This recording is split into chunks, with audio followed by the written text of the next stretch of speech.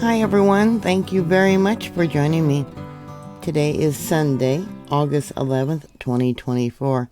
Recent developments there in Ukraine have me concerned, mostly because Vladimir Putin, the president of Russia, has not said anything about the recent incursion of troops, Ukrainian troops, into Russia.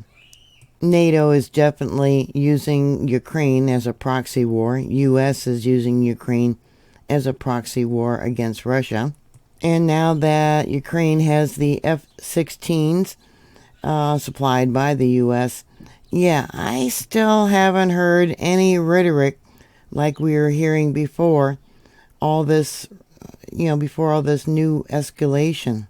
We have 3 areas here that I'm showing right now, but there was also recently an attack on a Russian military base that was either an aircraft attack, a missile attack, or a drone attack. I don't know. The F-16s have been spotted and confirmed in the Kherson region. Here we have it over here. This is along the front line of the country's southern area, which there has been a lot of fighting. The Kherson region is one of the 4 regions of mainland Ukraine that Russia has said it has annexed. There was recently, too, an attack on Morozov Air Base there inside of Russia, and images from that location, a lot are speculating it could have been some kind of nuclear weapon. I don't know, but it was quite a blast. At least 1 Russian warplane and ammunition storage facility were destroyed in a Ukrainian strike on the Russian military base. The Ukrainian Defense Ministry main intelligence director said on August 5th. Space intelligence data shows that the Su-34 fighter bomber was destroyed as a result of a fire damage to the military base at Morozov on August 3rd. HUR said in a statement on Telegram, adding that satellite imagery showed 2 more Su-34 aircraft were likely damaged in the explosion of the aircraft ammunition facility. Large areas of burnt ground can be seen in the satellite image, the message says. Here is one of the images that they posted. I don't know what kind of weapons these are. Maybe you guys do. The Morozov Air Base is located some 265 kilometers or 164 miles east of the front line. This here, I believe, I could be wrong, is an image of one of the F-16s over the southern border. Russia did not comment on the HUR's claim, which comes after the General Staff of Ukraine military said on August 3rd that it had struck the Morozov airfield and oil depot in the Rostov region without giving any details. I don't know. Was this just a one heck of a blast, or was it something else? The day after this attack, August 4th, President Zelensky officially confirmed the arrival of the long-awaited F-16 fighter jets that he said are critical in the defense of his country against invading Russian forces. Since they got the jets, things have really escalated there. So here's the air base. Let me bring this out and I'll show you where the border is. I don't know if it was a drone attack, if it was a missile attack, but drawn out in yellow there. That's the border with Ukraine. And these are the areas, let me go back here, up over here, of the recent incursions that the Ukrainian military has been able to accomplish. And I found a map of the recent developments of the recent Ukrainian forces invading, actually getting across the border there in Russia. Here we have the Kursk region, and we also have Belgorod regions. Let me bring this down, and let's make this a little bit bigger. I'll try and pull this over for you. But like I said, Russia hasn't been saying anything about these recent attacks which makes me really suspicious when in the past they have threatened nuclear war and everything else. Now, Putin has said in the past that the U.S., the Western states, are using NATO to attack Russia. And yeah, there's a red line which has been crossed many times. Ukraine's surprise invasion in Russia has now stretched into the sixth day, and what analysts have said are increasingly looking like a prolonged operation to divert Russian forces, pull them from other locations and to defend this area. Yeah, this all started right after they got their F16s from the U.S. This escalation is what I'm talking about. Now we know with the stock market, the economy, the Democratic Party, yeah, just going into free fall in all forms. Yeah, more than likely they want a war, and we know that the U.S. cannot maintain a three-front war. But in my own personal opinion, I don't think we have the smartest, brightest crayons in the box right now that are manipulating things. They are saying that this latest move has turned the tables on Moscow, which invaded Ukraine more than 2 years ago, I guess about 2.5 years ago, and has been a moral boost for Ukrainian forces after Russia previously gained its strategic initiative on the battlefield. It also could be used as leverage for a potential negotiation with Moscow to end the fighting, analysis said. Well, all the negotiating right now they have turned down. From what I have read, the negotiations means that Russia would pull out its troops, but keep the areas that it has already gained. There is videos and posts of the Ukrainian troops there in Russia. This here is one of the clips, or an image from the clip that they posted there. They said they didn't encounter any Russian troops, and they just basically walked into the town here. This is in the village of Porzo in the Belgorod region. And here's another image from another town that I found. Yeah, they got the Ukrainian soldier's face blocked out by a bear. I don't know why a bear. Although Ukrainian officials have repeatedly declined to comment on the assaults, their soldiers fighting in Russia have started posting more videos and photos to social media that supposedly show that they are in Kursk, and more recently in a second Russian border region of Belgorod. The military has otherwise adopted what is being referred to as a regime of silence for operational security, a tactic Kyiv used during the counter-offensive back in 2022. Fighters from Ukrainian's 252nd Territorial Defense Battalion recorded a video. This is an image from that video shared yesterday, standing outside a building identified as the Village Club in Porzo, a settlement in Russia's Belgorod region less than 2 miles from the border.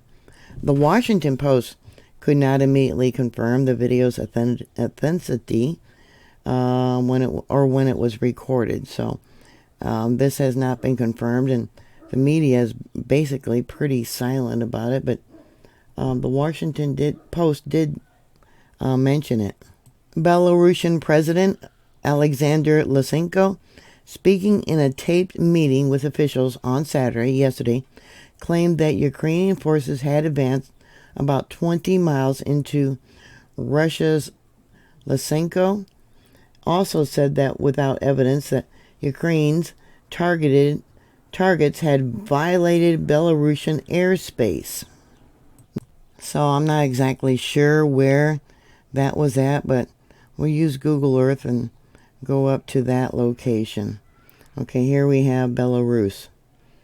And then, yeah, here's the country. So somewhere over here they violated, their airspace. Here's several Twitter posts. Now, one claims it was drones.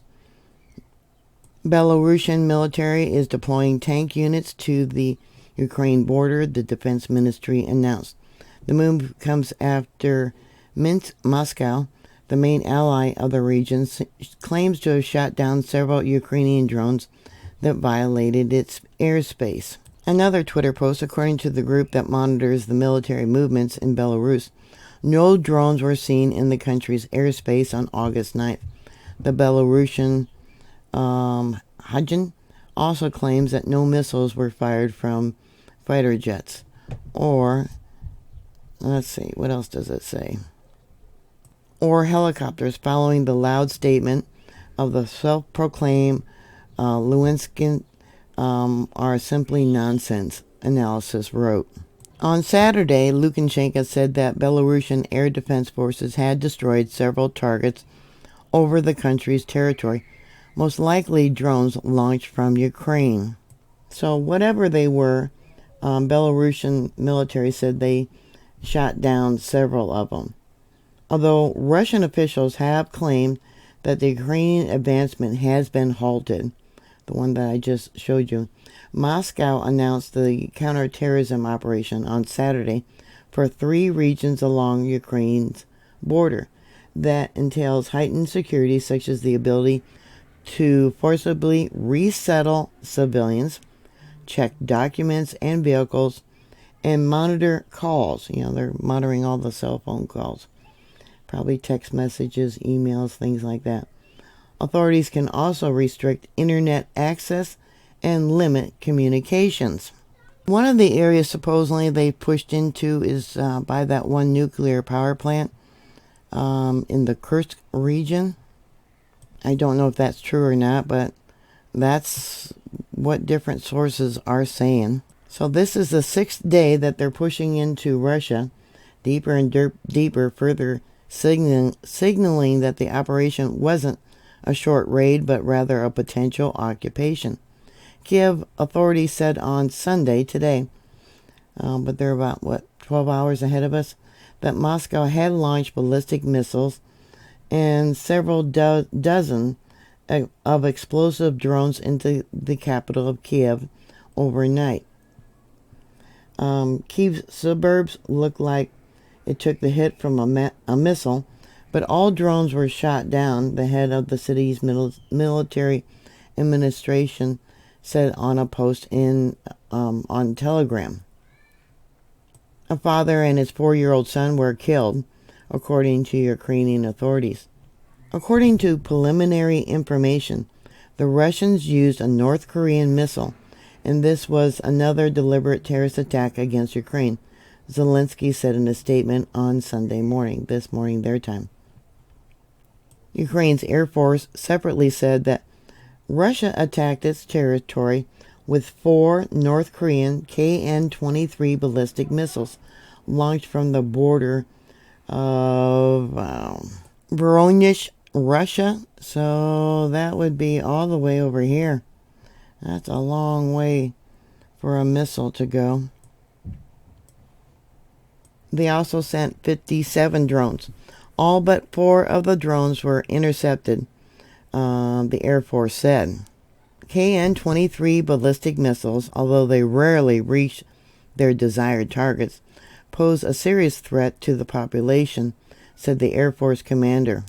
Kyiv authorities said earlier this month that North Korea ballistic missiles were part of an attack on the capital.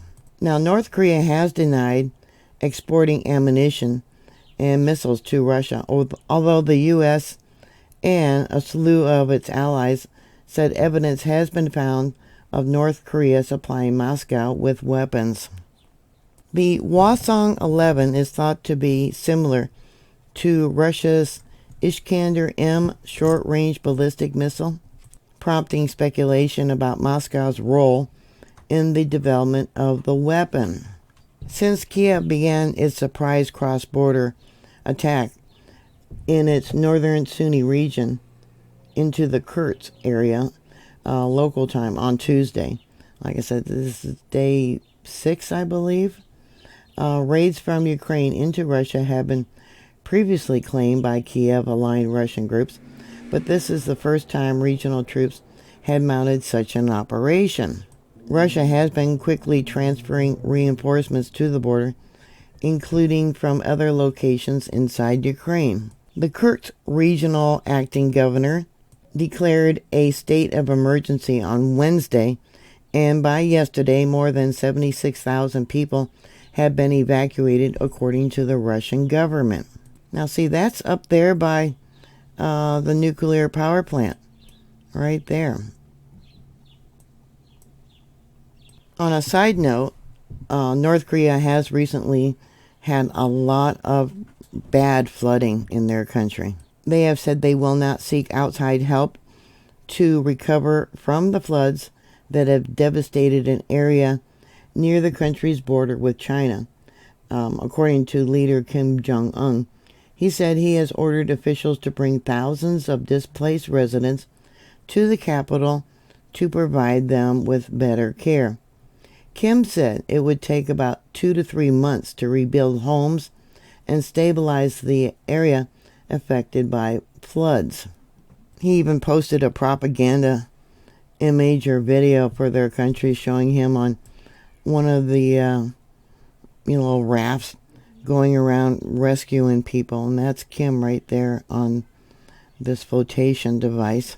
Kim said that until the homes are rebuilt, the government plans to accommodate some 15,400 people, a group that includes mothers, children, older adults, and disabled soldiers, at a facility in Pyongyang, North Korea's official Korean Center news agency said yesterday. State media reported that heavy rains in late July left 4,100 houses, or 7,410 acres of agricultural fields, and numerous other public building structures, roads, and railways flooded in the northeastern city Sinuiju and the neighboring town of Iju. North Korea has not provided information on the deaths, but Kim was quoted blaming public officials who had neglected disaster preparation for the casualty that cannot be allowed. Now, going back to what's going on there in Ukraine with Russia, the F-16s were in fact spotted along the border there in Kharkiv, right there, and that's part of Russia, part that they took. Let's see, we'll bring this out.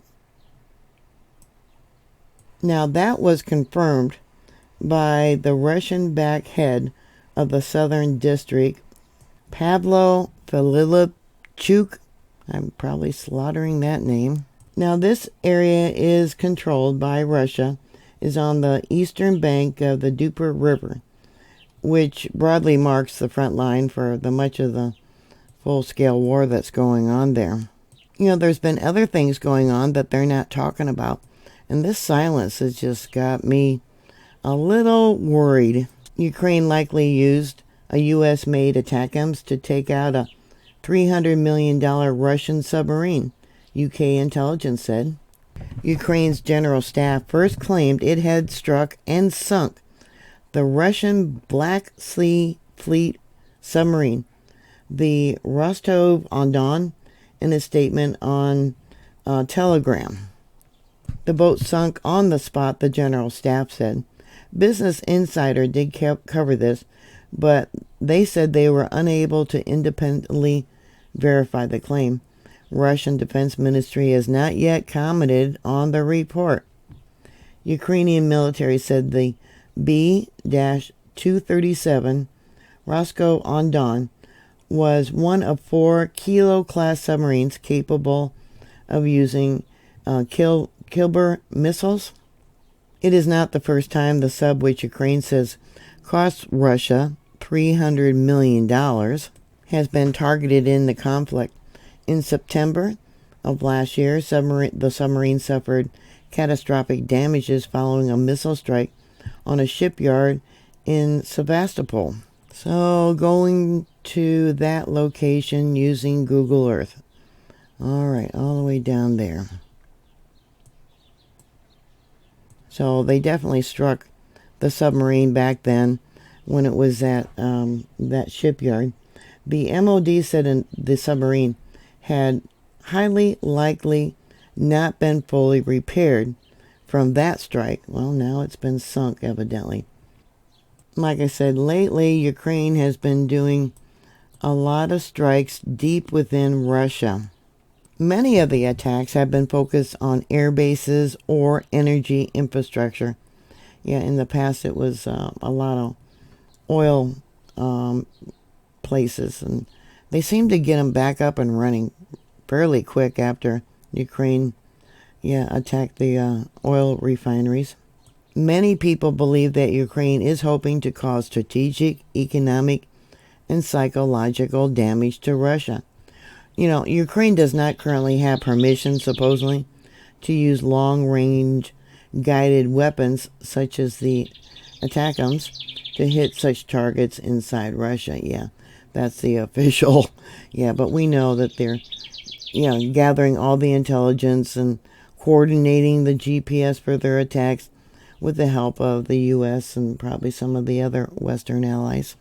So recently, too, over here by the nuclear power plant, one of the Russian Defense Ministry said early today that its air defense had destroyed 14 drones and 4 Tutka-U tactical missiles over the border Kerch region, as well as 16 drones over the Voronezh region to the east, which would be way over there. Isn't that amazing? Yeah, they're penetrating really deep inside of Russia now. And 3 uncrewed aerial vehicles, UAVs, over Belgorod. Drones were also shot down. Drones were also shot down over Bryansk, over there,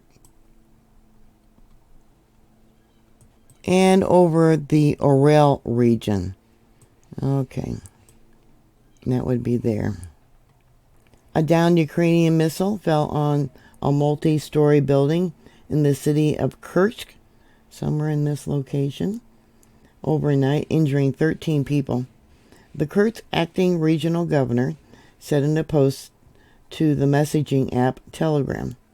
In a separate statement carried by the Russian state media on Sunday, Health Minister said 69 people who were injured in shelling in the Kerch region were being treated in local hospitals.